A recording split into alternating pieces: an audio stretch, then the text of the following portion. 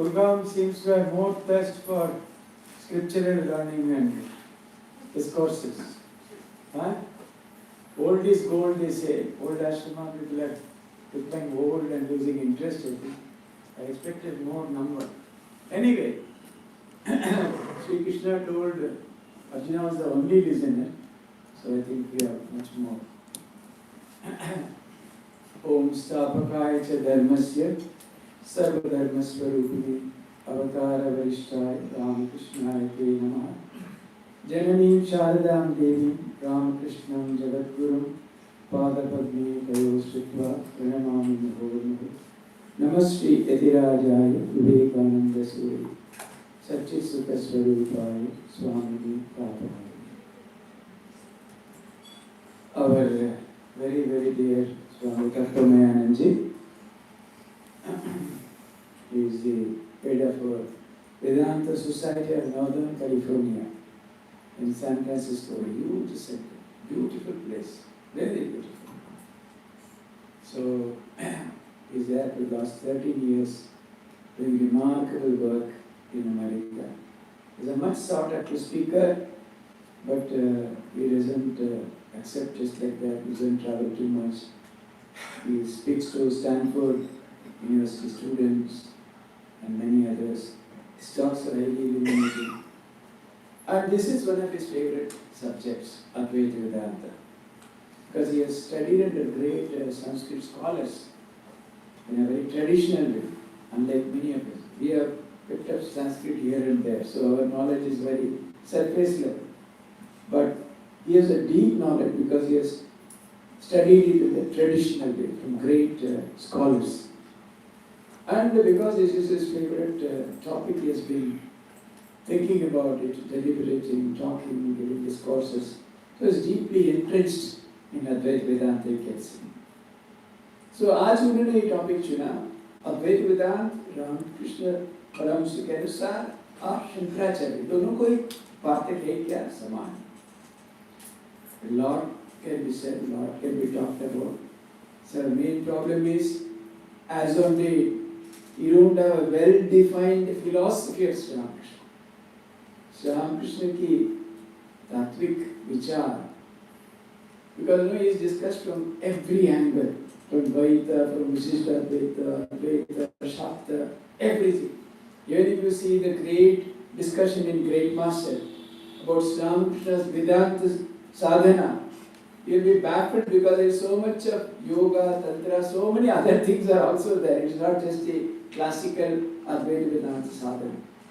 So, this is a subject which needs to be dived deep into, understood, because, always, all said and done, we would all like to be traditionalists. And as tradition, Shankara Advaita is completely a foregone conclusion, well accepted, well received. So मैं बोलो, मैं रामकृष्ण भाव धारा की हूँ, मैं शंकर से अलग हूँ, then we may not find acceptance in the general society that we have seen scholars or the Vedantis. और मेरे भी समझे मैं क्या ठीक कर रहा हूँ, नहीं कर रहा हूँ. So it's very necessary we should understand what is the emphasis. Where it is, of course, I have also thought about it in my own way, but I wouldn't like to venture into it because it is Maharaj has chosen as a specific subject. So we really need to know what exactly are the basics of Shankara Vedanta and what Sri Ramakrishna's Advaita was. Was there any difference at all? Because this is a debate that has been going on amongst these scholars for a long time. And I saw someone who wrote a big book, he's a great scholar, Christian scholar, about Vedanta according to Vivekananda, which is of course Vedanta according to Sri Ramakrishna, and the Shankara Vedanta. So it's a very interesting subject, but all of you need to listen very carefully because it's a scholarly subject. And Maharaj would deal with his own scholarly way. So once again, we thank Maharaj for so kindly accepting our invitation and agreeing to speak to all of you. Yesterday he spoke at the Gurugram Center and befriending the mind with the yoga way. Because the word yoga was there, but there were more people yesterday. The Advaita is a more difficult subject. and the people are maybe, maybe our people will start coming in. It's our tradition. 5:30 to 6:30, with 6:15 also some 10 people will come in India. Anyway, those who have come in time, you are the lucky ones, because you will really find that I will give you something to think about very deeply, because it goes deep into the subject. So we once again welcome Maharaj and thank him for this beautiful topic which he has chosen. Thank you.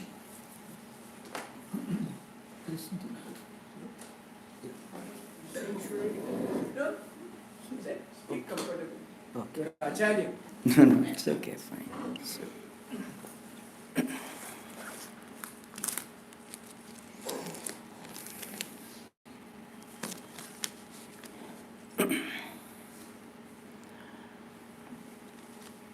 ॐ स्थापकाय च धर्मस्य सर्वधर्मस्वरूपिणे अवतारवरिष्ठाय रामकृष्णाय ते नमः। श्रुतिस्मृतिपुराणानाम् आलयं करुणालयं नमामि भगवत्पादं शङ्करं लोकशङ्करम्। I will tell you something very interesting which is very relevant for our times. There is a special reason why I was tempted to suggest this interesting topic. In the US, for the last 12 years, almost 12 years, I was giving lectures in different places on different topics. And a few very serious American academics approached me.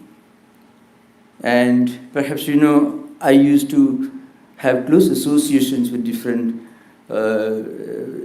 learner circles in this country, especially among the Sanskrit scholars. Please understand, I am not a very young person. I am 66-year-old. Sometimes you may think a youngster sitting in front of us talking about Vedanta, but I have attended Vakyartha Sadhas, mostly in circles of exclusive Sanskrit scholars. So, a few American academics approached me and discussed something very interesting with me. The subject was this. In US today and also in Europe, there is a tendency to appropriate India's cultural, spiritual, scriptural properties. Appropriation of our heritage. In the US, almost every month, half a dozen books are being written on mindfulness. They never ever mention Buddha's name. Mindfulness is actually based on two of Buddha's well-known discourses in Pali.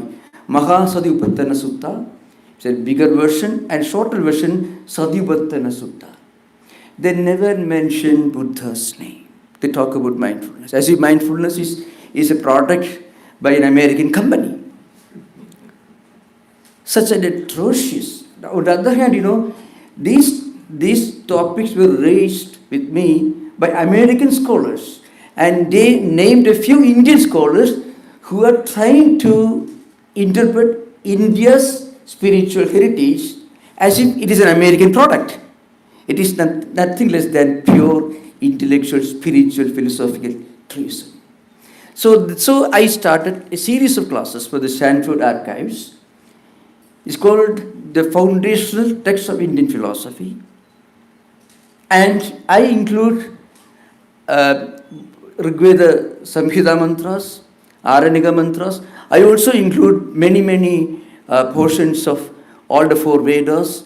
And in fact, the original text of the six Astika Darsanas, Purva Mimamsa, Uttara Mimamsa, Nyaya, Vaisheshika, Sankhya Yoga, and the six Nastika Darsanas, Vijnanavada, Shunyavada, Sautrantika, Vaibhashika, Buddha tradition, Charvaka and Jaina tradition.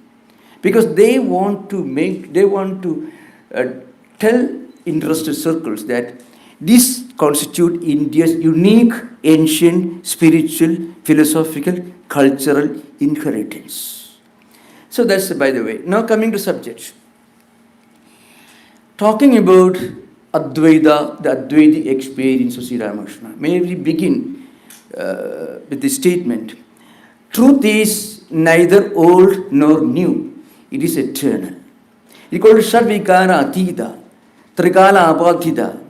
It doesn't have a past, present and future. It is eternal and unchanging.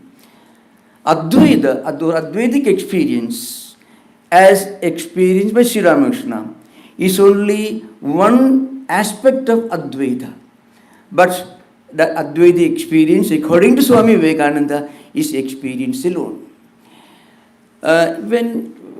Before entering the subject, I shall give a brief description of Sri Ramakrishna's Advaitic experience, which all of you know very well. You know how Totapuri came to the Dakshineshwar and suggested to Sri Ramakrishna that he should practice Advaita. Sri Ramakrishna was a bit reluctant at the very beginning. He went to Mother's temple, got permission, and he agreed. And finally, Sri Ramakrishna was trained in this discipline of Advaita by Totapuri, who belonged to one of the 10 monastic orders of monks that Shankaracharya founded. Totapuri is one of the 10 monastic orders. You have to remember, Shankaracharya is the founder of 10 monastic orders. Sister Advaita in her work says, she compares Shankaracharya's contribution to the contributions of Ignatius Loyola, St. Francis of Assisi, Aberon, and many of the Christian theologians like Aquinas, Augustine, and so on. Then he says, Shankaracharya rolled in one personality Aquinas, Augustine, Ignatius Loyola, and all the great mystical writers of Christian mystical tradition, poetical tradition. He wrote the most profound Sanskrit works in philosophical books in Sanskrit. The writer of the most profound, the most moving devotional poems, no less than 68 devotional poems. Some of them are, see, Gadistum Tomeka Bhavani. I tell you something very interesting. Long ago, one person who actually sang this bhajan, Mother, you are the only refuge, the meaning of it. He asked me why Shankaracharya did not respect devotion. Then told him, you know the song that you sang today? One of our own monks, Gadistum Tomega Bhavani, it was written by Shankaracharya. And none of the bhakti teachers could ever write anything comparable to some of the most profound devotional poems of Shankaracharya. Even the puja that we are practicing today, it is Chadushashti Upachara Puja Stotram. We have Panchadevata, Panchopachara, Dashopachara, Shodasopachara. Shankaracharya wrote a poem which describes 64 upacharas of puja paddhati, is called. So now, Sri Ramakrishna was being trained by Totapuri in Advaitic discipline, and finally Sri Ramakrishna went through all the rituals, and then Totapuri gave this Mahavakya Upadesha, Tattwamasi Upadesha Vakya, and immediately Sri Ramakrishna had this experience, that is Aham Brahmasmi Anubhuti. So Tattwamasi, you are that absolute reality, the Brahman, the Atman, that is from Chandogya. It is, Chandogya Upanishad, you find in the 6th chapter, from 9th Khanda to 16th Khanda, there are nine statements of Tattwamasi, one Upadesha and 8 repetitions with 8 drishtantas or examples. Immediately Sri Ramakrishna experienced that. When the Upadesha was given, immediately Sri Ramakrishna experienced that. Now, again, for normal people, let's say Ramana Maharshi. Ramana Maharshi was an advanced sadhaka. He got this, something happened in his life, his father died. That incident made him think, where did my father go? What happened to his body? He was here yesterday, today he is not there.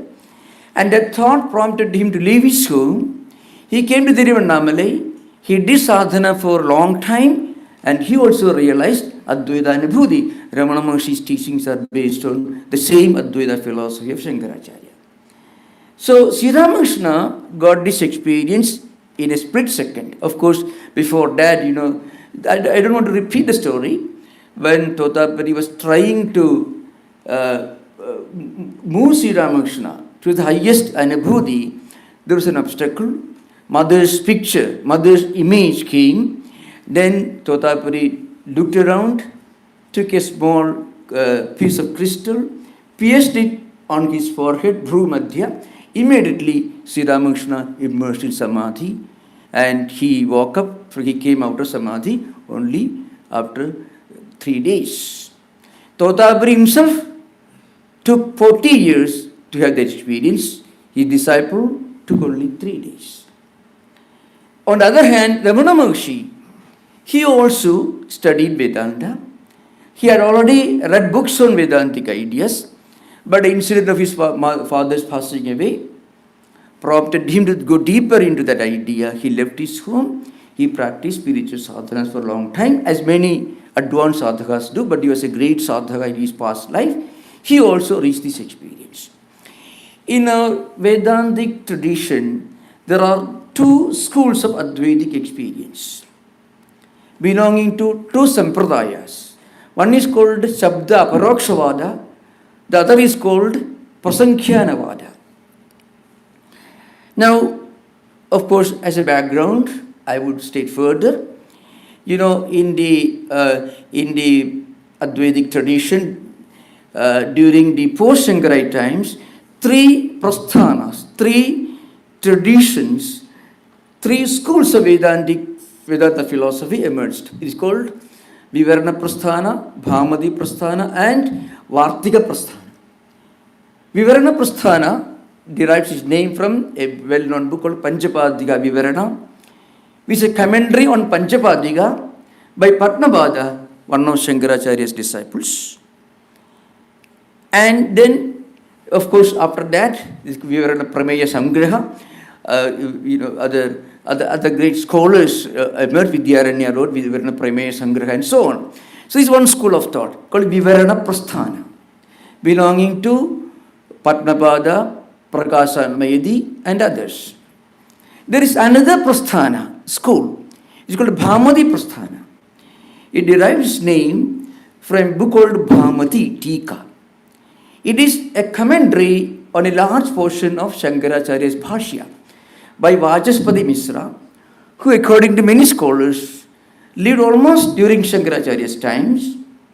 He was an elder contemporary according to some schools, and a younger contemporary according to some other schools. He lived in Mithila, in today's Bihar state. He wrote a commentary called Bhamati, and then a great scholar who came later wrote Bhamadi Kalpataru. Then Appaya Dikshita wrote Kalpataru Parimala. So these are 2 streams of Vedantic or Advaitic experience, or interpretative schools of Advaitic experience in traditional Vedantic circles. There is a 3rd school, it's called Abhasavada, Vartika Prasthana, which belongs to Sureshwaracharya. It derives its name from Brihadaranya Upanishad Bhashya Vartikam, which is a large poetical interpretation on Shankaracharya's Bhashya on Brihadaranya Upanishad. But Abhasavada, we call Vartika Prasthana and Padmapada system, they merged into one. So both of them accepted this, what we call Vivarana Prasthana or world Shabda Parokshvada. Now I shall try to explain this. What is Shabda Parokshvada, which was followed by Sureshwara, Padmapada, Prakasa Mayadi, and other Vidyaranya and others. It means when you listen to a Mahavakya, Tattwamasi, immediately Aham Brahmasmi Anubhuti will spring in your mind. It's a very important thing. That's what happened to Sri Ramakrishna. And according to many Shankara Digvijayas, the same thing happened to Shankaracharya when he was instructed by Govinda Bhagavad-pada. He was only 7 years old at that time. What it means is, suppose you are fully equipped with sadhana sadushtaya sampatti, that is nitya anitya vastu viveka, ikamutra phalabhoga viraga, samadhi sukha sampatti, mumukshuttu. These are the primary qualifications for studying Vedanta, understanding Vedanta properly. When we study a Vedanta book, Vedantic book, people tell it's all rubbish, because they are not fit for it. If you take an engineer to a medical school and force him to listen to medicine, a lesson on medicine, that fellow thinks medicine is absolute rubbish. Again, you take an engineer with engineering school, you say engineering is absolute rubbish. If you are not interested in music, and if I force you to learn music lessons every day, you will hate the musician, you will also hate music, you will also hate your father who forced you to learn music. I mean, even physically assault him, it's a terrible torture to have to study something, to listen to something for which you are not ready.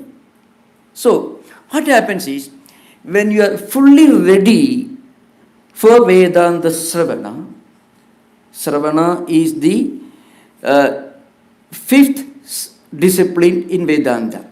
First, Nityanitya Vastu Viveka. This all of you may know, a sense of discerning wisdom between real and unreal, and a sense of renunciation, a sense of mental restraint and self-discipline, 6 items, and a strong urge for liberation or spiritual enlightenment, mumukshutvam.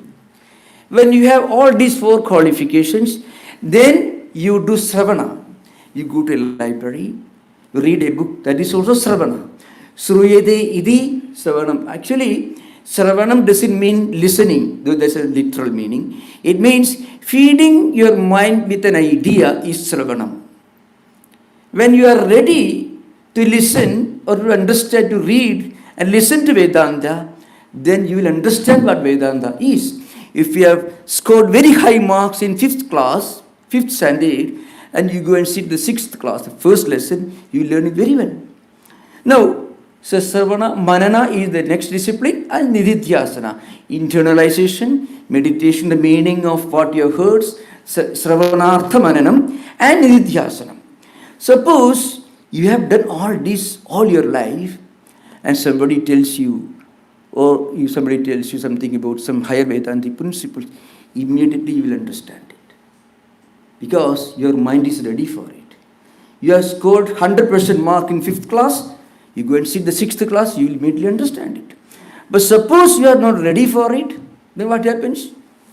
You listen, you are impressed, you are interested, again you listen, again you think, slowly you will become more and more fit for understanding, and as your fitness increases, you will go deeper into the essence of the Vedanta, and along with that you also practice puja, meditation, karma yoga, bhajan, all these you may practice, and then one day slowly you will understand the meaning of the great Vedantic statements. It is called Prasankhyanavada. Prasankhyanā means slow preparation, it's called Dhyanabhyasa.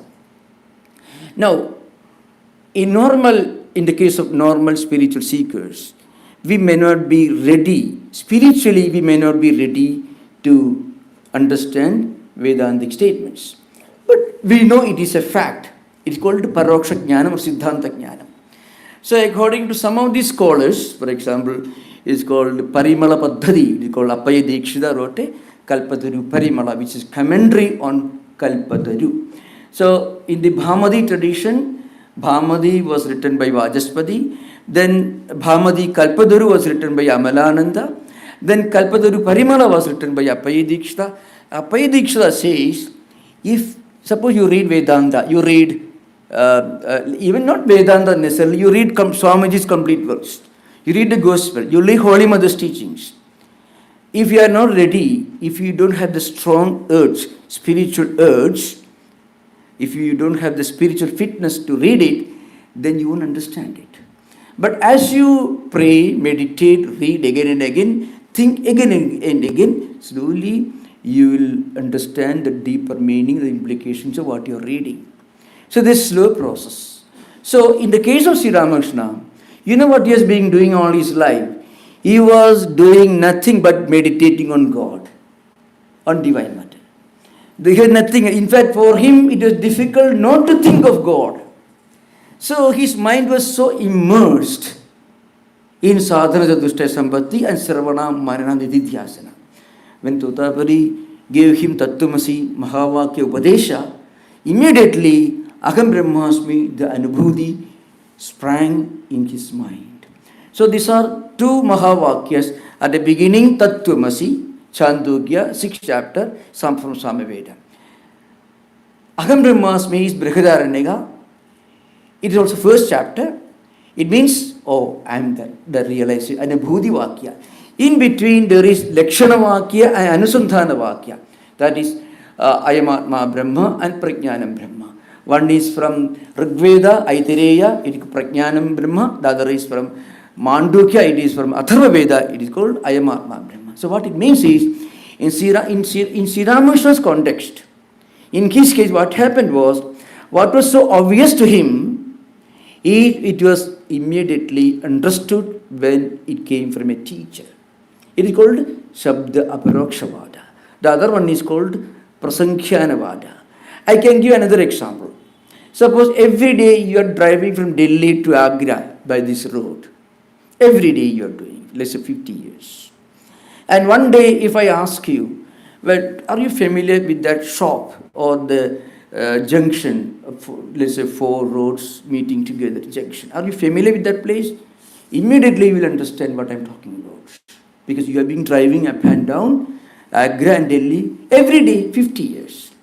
Sri Ramakrishna was driving up and down from Agra to Delhi. Means all his life was meditating, just practicing sadhana yudhishya sambati, saravana, mana, nididhyasana, bhajana. Even when he was a boy of 5 years old, he had this experience. You know, the white cranes flying against the background of blue skies.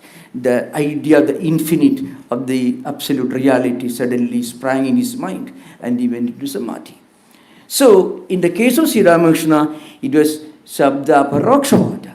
In the case of Ramana Maharshi, it is called Prasankhyanavada. Ramana Maharshi was highly exalted sadhaka. But for common people, we listen every day. We come to Ramakrishna Ashrama, we attend puja, we do karma yoga, we listen to the Vedantic ideas. But again, when we go back, we reach our home, we may forget. But when we do this continuously for some years, suddenly we understand, oh, it's a real fact. This is how it happens. Now, a few important things about Shankaracharya and his work and his contribution.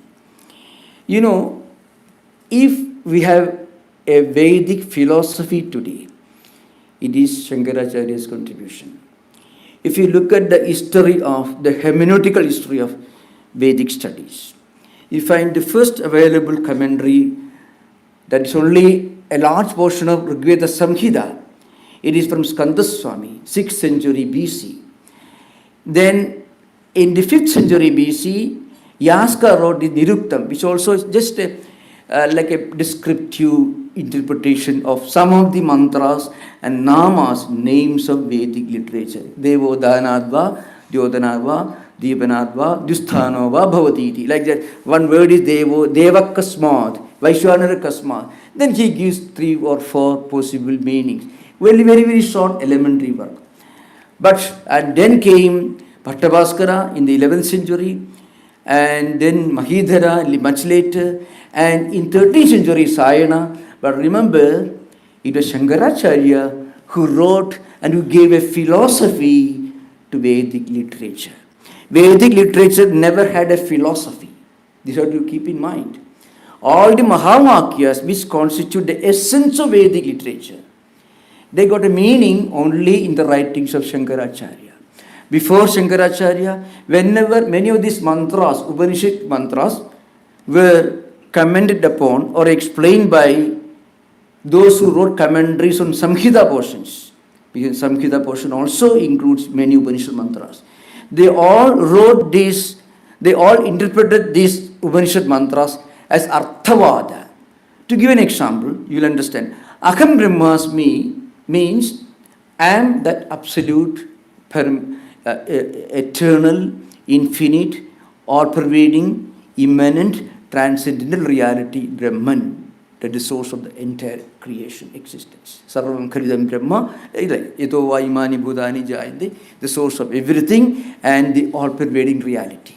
This is a philosophical meaning of Aham Brahmasmi.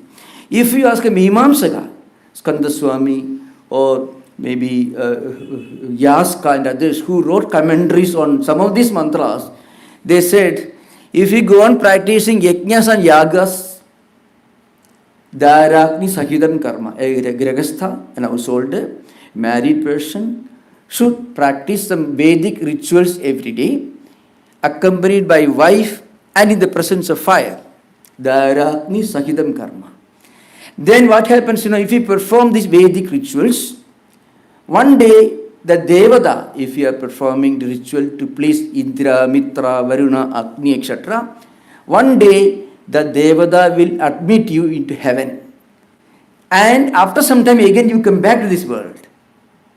But when Shankaracharya interpreted any of the Upanishad mantras, they became a profound, eternal, transcendental Vedanta philosophy that in 19th century, Sri Ramakrishna taught Swami Vivekananda, and Swami Vivekananda took the Western world.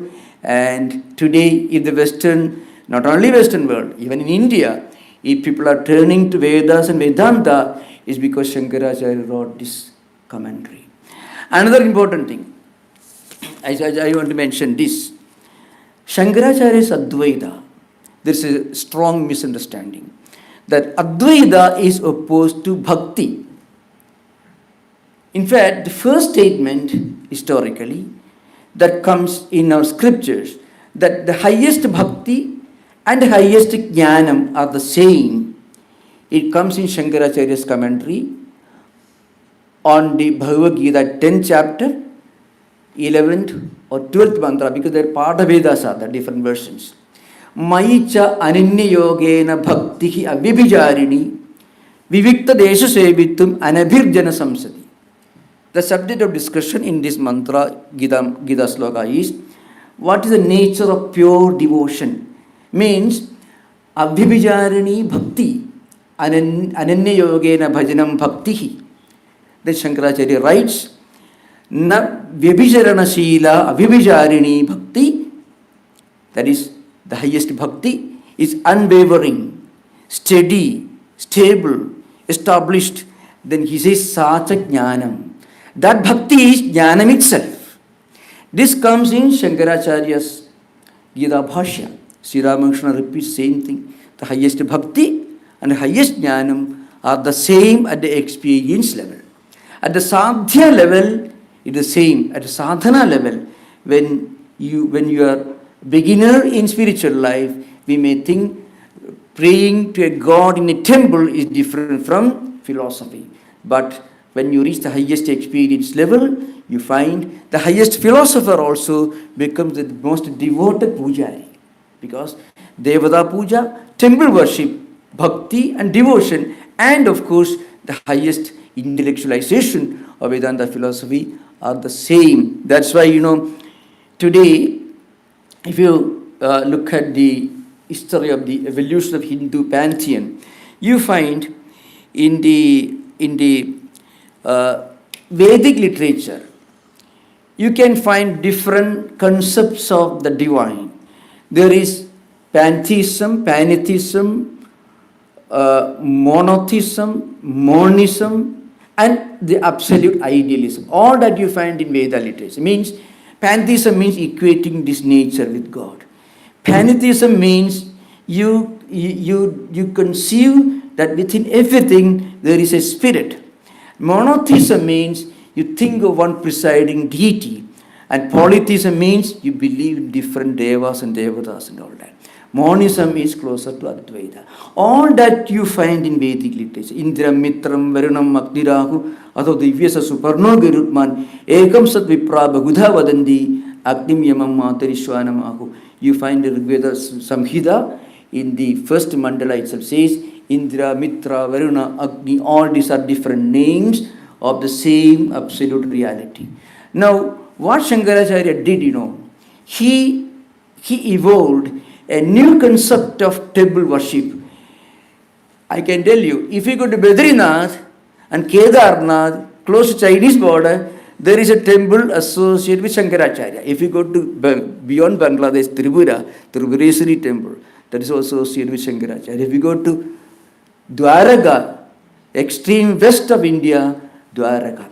And if you go to Kanyakumari or Kanchi or Sringeri, there also you find. And middle of India, Puri, Dwaraka, Badri, Kedar, all these you find.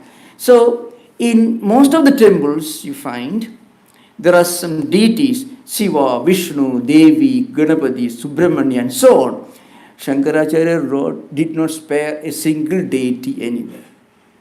Wherever he went, he stood in front of the deity and chanted a devotional hymn which his disciples memorized and wrote down later. You can see in the Gospel of Sri Ramakrishna, where Sri Ramakrishna talks about how an Avadhuta came to Dakshineshwar. He took a dip in the Ganga, did not take a regular bath, water dripping down his body. He stood right in front of Divine Mother Bhavatarini and chanted a hymn according to some writers, not yet confirmed. It's called Devi Aparadha Kshamavana Stotram, we don't know. And he chanted this sloka, this hymn to Divine Mother, and the whole temple shook because Avadhuta was a practitioner of Advaita in his life. So when he chanted a devotional hymn with full fervor, he could establish complete identity with divine. Now Shankaracharya's unique contribution to devotional philosophy, that's what I want to refer to now. One is Panchadevata Puja, the other is Shanmata Sthapanam. Now you can find this in the Panchadevata Puja, the Sankalpa, that is Adityambigam Vishnum Gananadham Maheshwaram Panchayajna Varo Nityam Grihastha Panchapujayet. Adityambigam Vishnum Gananadham Maheshwaram. Surya, Mother, Divine Mother Ambiga, Vishnu, then Maheshwara and Ganapati. So if you go to many of the Hindu temples, Hindu homes in many places, you find a small box where all these deities, or some of these deities, either Vishnu, Shiva, Gan, all these I mentioned. It actually started by Shankaracharya, Panchadevata Puja. Every Grihastha should practice Panchadevata Puja. Remember, all the great Vedantis like Madhusudana Saraswati, who wrote Advaita Siddhi, or before him, Chitsukacharya, who wrote Tattwapradipika, or Sikhasa, who wrote Khandana Khandakadya. All the cutthroat Advaitic dialecticians, they were praying every day to their own family deity. And some of you must have heard this interesting story in Sri Ramakrishna's life. Totapuri one day made fun of Sri Ramakrishna. When Sri Ramakrishna was singing bhajans, Divine Mothers, are we making chapatis? But actually the greatest chapati maker the world has was Shankaracharya himself. He was making chapati all his life. 68 devotional poems. Saundarya Lagri, Ananda Lagri, Bhavani Ashtakam, Chadushashti Vajara Puja Stotram. Of course, the list is so long that I cannot really mention it right now. So what it means is, it is impossible for us to mention one area which Shankaracharya did not even touch or conceive of. Now coming to this Sri Ramakrishna's own teaching. Sri Ramakrishna again and again, whenever he talks about Vijnana, Vijnanam or Jnanam, he goes on repeating this again and again, Vijnanam and Jnanam.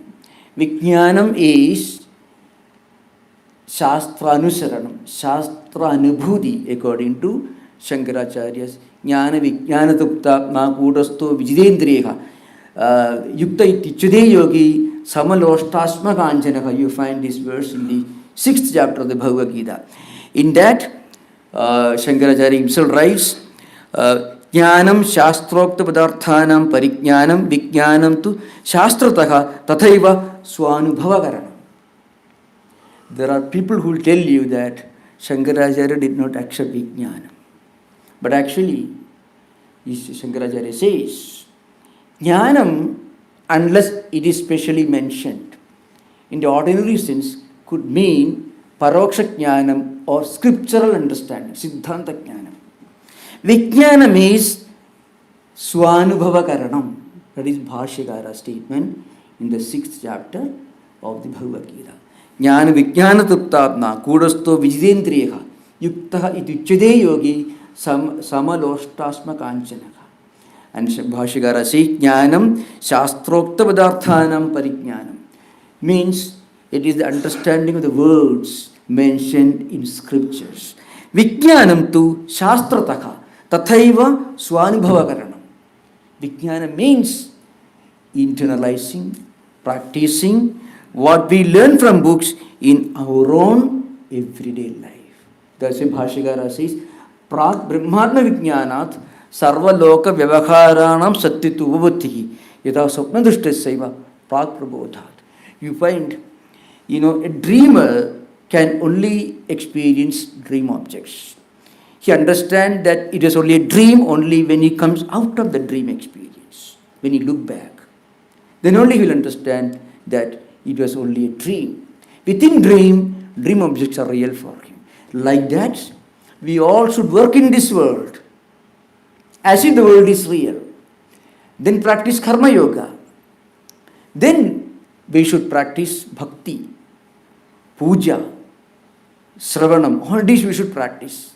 And then when we get this vijnanam, prag brahmatma vijnanam, when we get that, then you will understand that the absolute reality at the highest level is one attributeless, formless, all-pervading reality.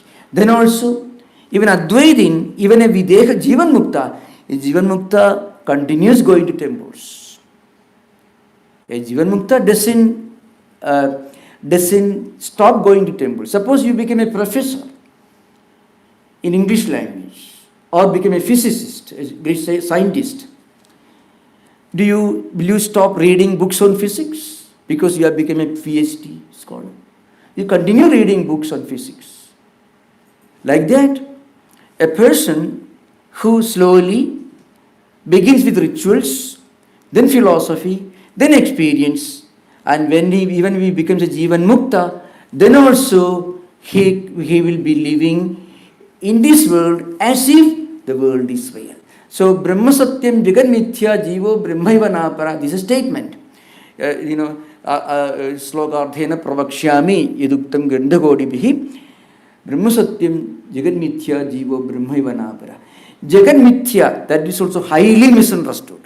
One of the most terrible misunderstandings about Advaita is, Advaita tells you, you are not sitting there, I am not sitting here, there is no mic here, there is absolute rubbish. What Advaita tells you is, you will not be sitting here after 100 years, maybe after 1 hour. Because everything that changes is not absolutely unreal, but not absolutely real. Because in order to qualify for the status of absolute reality called Paramarthika Satta, it should be Sadvikara Adida, Trikala Abadida, and Avastatraya Abadida. It should be beyond any of the changes. Mean Jayade, Asti, Vardhade, Viparinamade, Apakshyade, Vinashyade. Something coming to existence, existing for some time, growing, evolving, decaying, dying and disappearing and re-emerging. 6 changes. What is the absolute reality? The Paramarthika Satta will be beyond all these changes. It remains the same in the past, present and future. It beyond time dimension, time, space and causation. Again, it will be experienced the same in the Jagrat, Swapna, Sushupti, the 3 states of consciousness. In the waking, in dream and dreamless or deep sleep states. And Brahman is only absolute reality because Brahman never came into existence, because there was no time when Brahman did not exist. And there will be no time when Brahman will not exist. Everything else in this world, including my shirt, this mic, and the chair in front of you, will be there, but will not be there all the time. That's the meaning of Mithyatvam or Maya. Actually, I don't have time, but as an intellectual entertainment, I can give you 5 definitions of Mithyatvam in Vedanta and how these ideas were misinterpreted and rejected and refuted by Vyasatirtha in his Nyayamrita, one of the most difficult dialectical works in Dvaita tradition. Vyasatirtha was a great opponent of Madhusudana Saraswati, who wrote a commentary, Advaita Siddhi, which he defended Vyasatirtha's allegations. 5 definitions. One is, it comes in Panchapadika, Sadasatta Anadhikarnattum va Mithyattum. That which, if it is indescribable, it cannot be called real or unreal. Sannapya Sannapi Bhayatmigano, Shankaracharya himself writes in Vivekachudamani. What cannot be considered to be eternally unreal or eternally real? It cannot be absolutely real or absolutely unreal. That is mithya. This world is there. That's why we are living in this world. But again, it will not be there all the time. Therefore, it is not absolute reality. The second and third definitions, the first one is Panchapadika by Padmapada. The second and third definition, the two definitions are from Panchapadika Vivarana by Prakasatmayati. That is Prativanno Bhadu Traikadika Nisheda Prayogittum va Mithyatum and Jnana Nivartittum va Mithyatum. See, when you see the Rajju and you mistake the Rajju for a Sarpa, the Sarpa doesn't really exist in the Rajju, either the past, present and future. Like that, if you look at this world, if you look at gold, and if you look at from the standpoint, the empirical point of view, then is a golden ornament. When you look at gold from an absolutistic point of view, it is gold. A pot can be perceived as a pot or clay. A goldsmith doesn't see the ornament, he looks at the quality of the gold. A pot maker sees only the pot. So, but he sees the pot, but he can also see that behind the pot there is something which is more real, that is clay. So when you realize this absolute reality, when you get vidya, when you get jnanam, something goes away. When you get light, somebody runs away. And what runs away when light comes is darkness. What runs away when knowledge comes is ignorance. The fourth definition is Swasaya Nishtha Atyanta Abhava Prayogitam va Mithya. It is from Chitsukacharya Tattwapradipika. Swasaya Nishtha Atyanta Abhava Prayogitam va Mithyatvam. Again, even when you perceive a sarpa, a snake in the Rajju, when you perceive it, even at that time itself, it doesn't really exist. And Sat Vivektantua Mithyatva. When you realize the absolute reality, you become aware of the true nature, and then what is Asat goes away. One of the fundamental problems in Advaita is, and this I want to emphasize, and this has happened, Sri Ramakrishna made it very clear. This should be very clearly understood. Very often, the word avidya is misunderstood, and again, frequently, Vyavaharika Satta is misunderstood to be Asat. In fact, not only all of us, even Ramanuja wrote Sapta Anubhavtivada, seven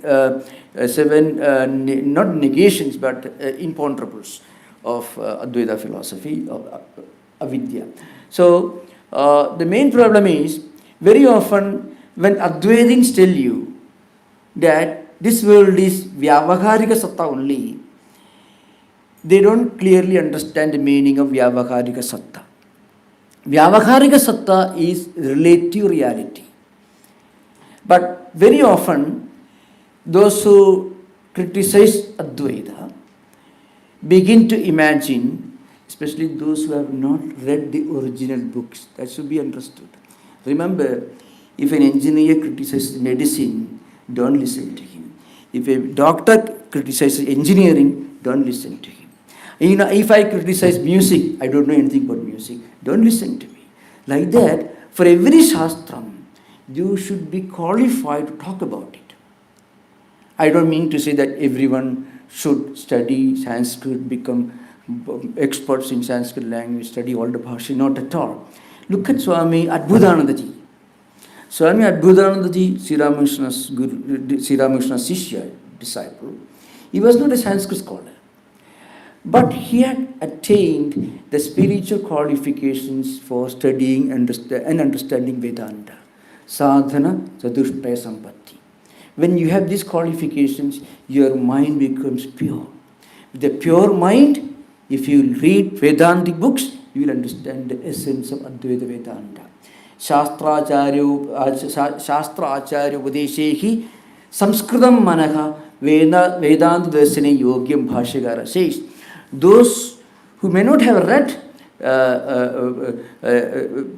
Bhashyas or Sanskrit classics or anything, but still if they have sincere learning, what Guru Maharaj called Vyakulata, for spiritual progress, that Vyakulata will make you spiritually, will make your mind spiritually fit for understanding Vedanta. This is an important thing to remember. What we find today is, people try to misunderstand Advaita to be a concept. Advaita is not a concept. Advaita is only an anubhuti. Sutya, Yuktya, Swanubhutya. Bhashyakara goes on shouting all over his books like a sloganeering. You should listen to scriptures. You should use your own reasoning power to analyze, and then that's not enough. You should bring it into your own life experience. So, and for bringing into life experience, our mind should be ready for that. Not in terms of intellectual or IQ development, but in terms of purity and sincerity. So any person who has a sincere desire to understand Advaita will immediately understand the fact that Jagat Mithyatvam is pure common sense. Pure common sense. If somebody tells you you have lost your job, that state of joblessness is not going to be a permanent situation. You will get a job next month.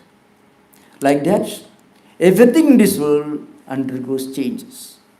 And anything that undergoes change cannot be absolutely real, but is not absolutely unreal either. People often misunderstand that when Shankaracharya says that the world is mithya, they think Shankaracharya said this world is unreal, absolute nonsense. This is what you should understand. That's why pure Advaita is simple common sense, absolute common sense. If that's why Guru Maharaj says, put a little Advaita in your pocket and live in this world.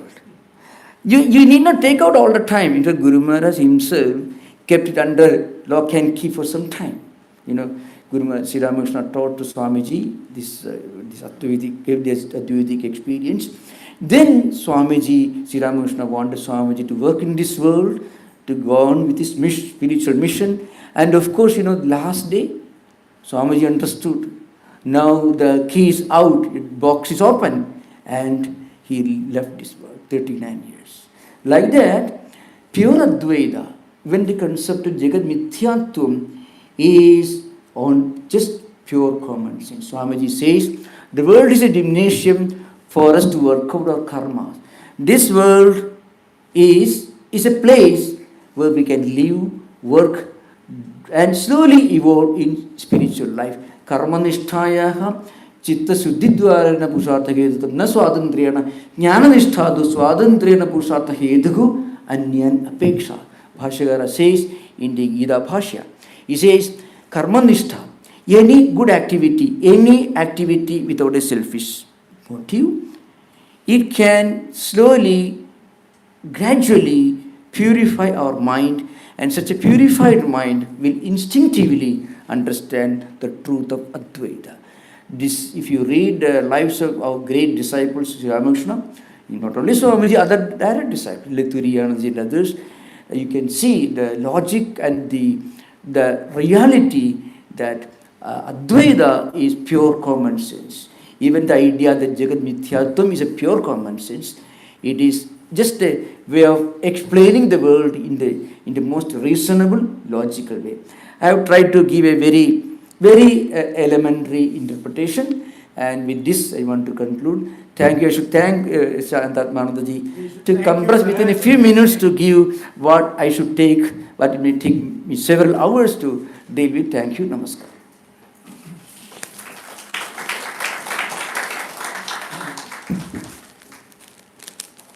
Janani Sharadam Devi Ramakrishna Jagadguru Padapatni Tayosvitva Pranamavim Vodum. Whatever we hear, whatever we read, finally you have to come back to Mother. That's the sole place of refuge. So as I told you in the beginning, I think you would have heard what a scholarly interpretation, how many scriptures he must have referred to. He is deeply immersed in that. So it was so wonderful to listen to Maharaj. It was just a passing thought for some of you to deliberate, think about. It's very simply I would put it this way. Maharaj gave a very scholarly interpretation. Of course, it's not my subject really, he is competent. See, Ramakrishna and Shankaracharya, basically both of them stress the highest truth, highest reality. Shankara lived in a more secluded environment. He had very little that way contact with commoners, or he lived more of an ascetic life. So his emphasis was more on the transcendental aspect of the ultimate reality. But Ramakrishna seemed to have emphasized more the immanent aspect of the reality, because he had so much contact with people of the world, all huge number of householders coming to him every day whenever there was a gathering. Probably that you can say as, they are like the obverse and reverse of the same coin. Probably that's that way you can look at that, maybe one way of looking at things extraordinary. So we are really beholden to Maharaj. Now let us give our advance request, application to Maharaj for his next trip. He should talk to us at least 3 days, or at least 2 days on Saturday and Sunday on Asti Bhati Priya, a very famous topic of Maharaj. So he can, now itself he can note down in his diary as the next topic when he comes to Delhi at India. Whenever he comes to India, we will catch him and bring him to Delhi. Huh? Thank you very much. So now we are having a Bandara series, and more probably we always say the lamp before it's getting extinguished, it seems to shine brighter. So in a month I'm supposed to go away, so probably you're seeing more of the light right now. So we have most of your Tattwamayanandaji coming here on 30th. You can have his darshan, and that day there will be opening of a new 4D, 5D exhibit in the exhibition on Kathopadishad. All of you must come. And you can offer pranams to Maharaj. On Sunday he will give a talk, spiritual discourse. Maharaj, is his own unique style on spiritual life. It will be very, very rewarding for all of you. This beginning, then we have an annual celebration, 7, 8, 9, 2 great Swamis are coming. One from Advaita Ashrama Mayavati, the other from Advaita Ashrama Varanasi. And register for Bhakstaman. I know that day close the gate, no last minute registration and no webcast for Bhakstaman. Only those who pay will get to see that. And then of course we have finally the, we can say the cake on the, I think finally, Sarapriyanji, I think on the cake on the, I think 3 days, he will speak on Drigdishya Viveka. Again, a very wonderful Advaitic text. On the 3rd, on the 14th, 15th and 16th. On 13th, he will also speak in Guru Vedanta, which is a very modern, more tech-savvy Swamiji. Maharaj is more a traditional scholarly interpretation. He will speak little more on the modern minds and the recent topics. He will speak on decoding Advaita there. Here we will speak on Drigdishya Viveka. Added to that, we have a youth convention for youngsters on the 15th half day. So enjoy, keep your heart full with all these ideas, and let us see that Mother wills meet again. Thank you very much. Jai Shri Guru Maharaj ki Jai, Jai Mahamaya ki Jai, Jai Swami Maharaj ki Jai. Thank you very much, Maharaj. So kind of you.